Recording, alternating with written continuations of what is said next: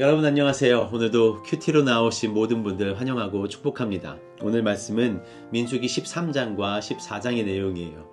두 장의 내용이 연결되어 있어서 참 보기 좋았던 것 같습니다.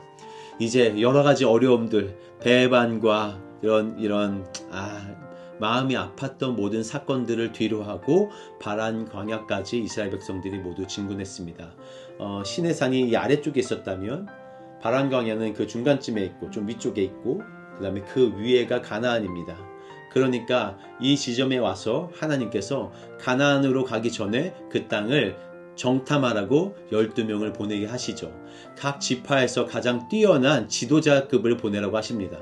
그리고서는 각 지파에서 각 지파가 한 5만 명에서 한 3만 명, 작은 데서는 3만 명에서 한 8만 명 정도 있었던 그 사람들 중에서 가장 뛰어난 사람을 보내는 거거든요.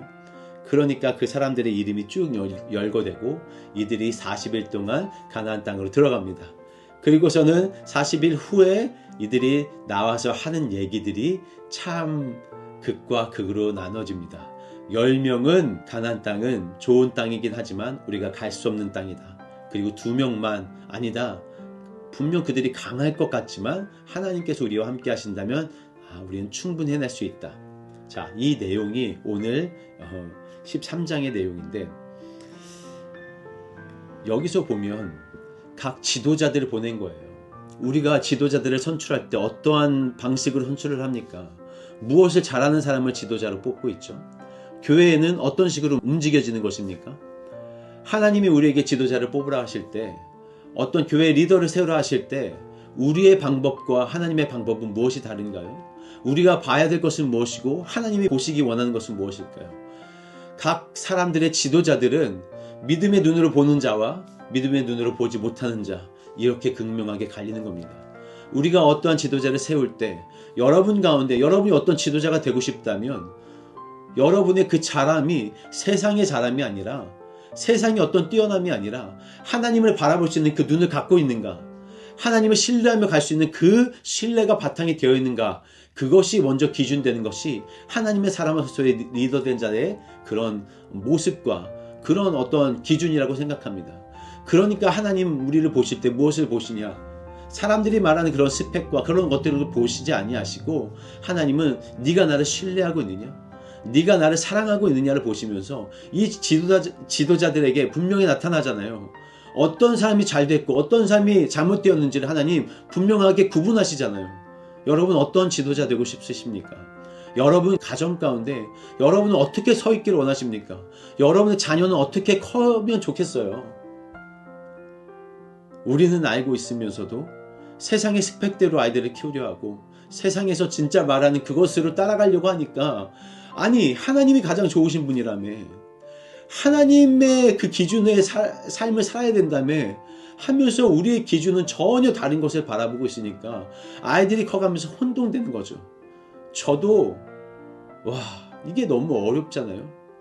내 기준을 올바로 세우는 것, 보이지 않는 것을 볼 수 있는 그 믿음의 눈으로 기준을 세우는 것, 그것이 오늘 우리의 크리스찬의 삶의 어떤 기준, 기본이 되어야 된다고 저는 믿고 있습니다. 20절에 보면 모세가 이들을 보내기 전에 담대하라는 말을 하세요. 그러니까 저는 이게 왜 담대하라고 하지? 아니 무슨 일이 일어날지 모세는 몰랐을 텐데 왜 담대하라고 했을까? 그곳에서 네가 어떤 것을 보게 되더라도 어떤 상황에 맞닥뜨리라도 담대하라. 왜? 하나님이 우리와 함께 하시니까. 모세는 이것을 그들에게 심겨주었다고요. 담대해. 무엇을 보든지 너희가 실제로 어떤 상황에 맞닥뜨리든지 괜찮아. 담대해. 그 이유는 하나님이 우리와 함께 하시니까. 그런데 자 25절부터 33절까지 이제 정탐하고 돌아온 사람들이 말을 하기 시작하는 거죠. 모든 어려움의 조건들 다 이야기합니다. 28절에 거주민은 강합니다. 성읍은 견고합니다. 심히 큽니다. 아낙 자손, 너무 거인 자손들이 있습니다. 남방 땅, 산지에, 해변과 요단가에 모든 족속들이 다 포진하고 있는 그 위치들, 우리는 할 수 없습니다. 뭐죠? 우리는 능히 올라가서 그 백성을 치지 못하리라. 33절에 네피린 후손인 아낙 자손의 거인들을 보았다. 우리는 스스로 보기에도 메뚜기 같으니 그들이 보기에도 그와 같았을 것이다. 자, 여기에서 이 사람들이 세 가지가 나옵니다. 세 가지 신뢰하지 못함. 무엇입니까? 눈에 보는 것을 쫓았다는 겁니다. 눈에 보이기에 그 실제적인 삶의 모습이, 광야에서의 삶이 그렇잖아요. 보이는 것은 아무것도 없어서 우리가 믿을 것이 보이지가 않아요. 삶이 보이지가 않습니다. 그런데 그 보이는 것에 우리의 모든 것을 준다면 이 삶을 어떻게 살아갈 수가 있겠어요? 보이지 않는 곳에서 하나님을 발견해 나가는 것. 그것이 하나님께서 우리에게 원하시는 것인데, 광야는 그것이 보이지 않기 때문에 이 사람들이 원망하는 것처럼 보이는 것에 내 마음을 뺏기니까 하나님 신뢰가 안 되는 거죠. 두 번째 뭐예요? 우리의 그 평가. 우리는 이기지 못한다. 우리는 그 백성을 치지 못한다. 아무것도 실제로 일어나지 못했어요. 그러나 나 자신에 대한 나의 평가는 이미 low self-esteem이죠. 하나님은 우리를 이렇게 하나님의 군대로 만들어 주셨음에도 불구하고 우리 스스로 나를 보기에는 메뚜기 같고 아무것도 아닌 존재 같은 우리의 스스로의 나 자신을 평가하는 그 평가가 하나님의 평가와는 완전히 다르죠. 너희는 나의 군대야 라고 말씀하신 하나님의 평가와 우리는 너무나 다른 반대의 방향으로 가고 있는 것. 그것이 두 번째 잘못된 것이고, 세 번째 무엇이 잘못됐습니까? 헛된 상상을 하는 거죠. 헛된 상상, 이루어지지도 않았던 이 많은 것들에 대해서 이들은 먼저 상상하면서 우린 다 죽었다. 우린 망하게 되었어. 망하게 되었습니까? 망했습니까? 먹을 것이 없어서 죽었습니까? 물이 없어서 죽었습니까? 아니잖아요. 일어나지 않았다고요. 그런데 그냥 우리가 보이는 어떤 것에 포커스해서 하나님을 보지 못한다면 이 세상에 우리 믿을 것이 도대체 무엇이 있어요? 하나님 없다면 그냥 고통 아닙니까? 이렇게 살다가 그냥 죽는 거. 그게 진짜 이 광야의 삶 아니에요? 그런데 하나님 계시기 때문에 물이 샘솟는 것이고 메추라기가 떨어지는 것이고 그 땅을 우리가 갈 수 있는 거, 그것이 우리의 믿음 되었으면 좋겠다는 생각이 13장을 보면서 느껴졌던 것 같습니다. 14장에 드디어 이들의 말을 들은 이스라엘 백성 모두가 원망하며 탄식하며 다시 돌아가지고 반역하며 무엇을 듣느냐예요. 어떤 소리를 듣느냐예요. 그런데 믿음의 소리를 들을 것인가? 성경에서 우리에게 말하는 너희는 군대야 라고 말하는 그 하나님의 소리를 들을 것인가? 아니면 세상이 말하는 너희는 망했어, 너희 삶은 진짜 별 볼 일 없어, 그 말을 들을 것인가? 여러분 선택이거든요. 이 10명의 선택을 들은 이스라엘 백성들은 결국 서로 말하되 우리가 다른 지휘관을 뽑자.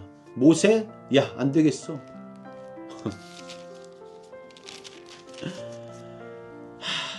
그런데 여기서 믿음의 소리가 들려 나옵니다. 여호수아와 갈렙이 말하죠. 7절 8절. 그 땅은 아름다운 땅이다. 여호와께서 우리를 기뻐하시면 그 땅으로 인도하여 드릴 것이다.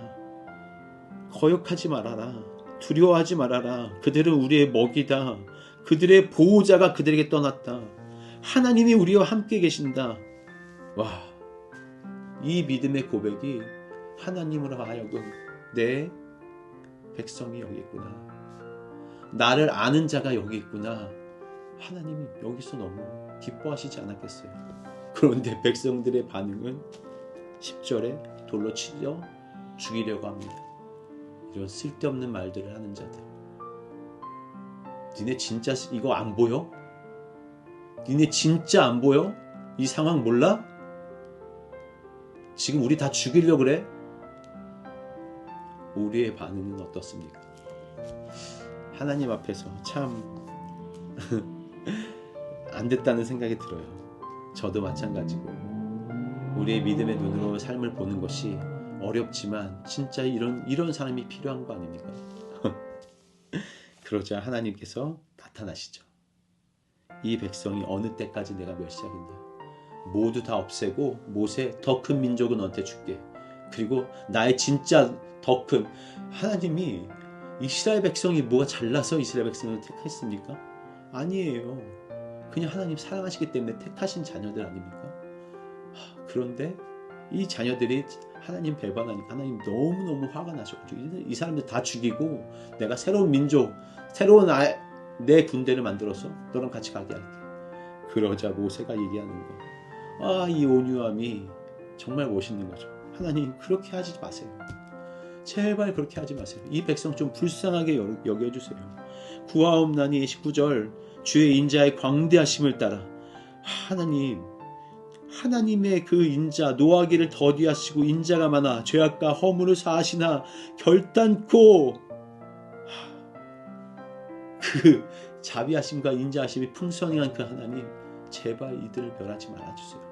이 중보의 한마디 때문에 이 백성들이 살아나는 겁니다. 여러분 우리가 이런 사람 되었으면 정말 좋겠다는 생각이 듭니다. 너희가 나를 10번이나 시험하였지만 내가 너의 기도를 듣겠다 하시는 거죠. 하나님은 그 한 사람의 기도를 들으시는 거예요. 그 갈렙과 여호수아의 그 한마디 부르짖음을 들으셨기 때문에 이 백성이 유지되는 겁니다. 당신 때문에 여러분 주변이 살아날 것입니다. 당신 때문에 정말 하나님의 일들이 일어날 것입니다.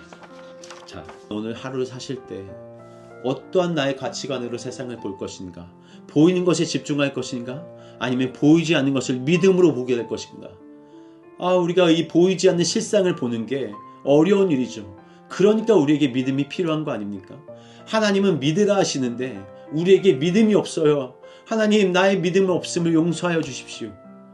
내가 믿나이다. 그 예수님이 말씀하셨던 너에게 믿음이 없느냐? 내가 어디서 믿음을 보겠느냐? 하나님 내가 여기 있습니다. 믿음의 눈으로 하나님의 일을, 내 소망으로 하나님 그 이후에 있을 일들을 희망하며 살아갑니다. 그런 담대한 마음이 우리 가운데 있었으면 좋겠고, 그리고 여호수아와 갈렙처럼 두려워하지 말아라. 저들은 나의 밥이다. 내가 상상하는 그 상상이 어떤 상상입니까? 내 자존감이 어떠한 자존감입니까? 하나님의 백성으로서의 자존감, 하나님의 군대로서의 자존감, 내 인생의 모든 것은 하나님이 함께 하시기 때문에 나는 해낼 수 있다는 이 그냥 근저감이 아니잖아요. 우리에게 하나님이라는 여호와라는 함께 계시는 분이 계시기 때문에 우리 가는 거잖아요. 오늘 하루 여러분의 삶이 어떨 것 같습니까? 기쁜 일만 있을 것 같으세요? 하나님은 우리에게 기쁜 일만 주시지 않습니다. 광야에서 우리가 보기 어려운 일들을 맞닥뜨리게 하신다고요.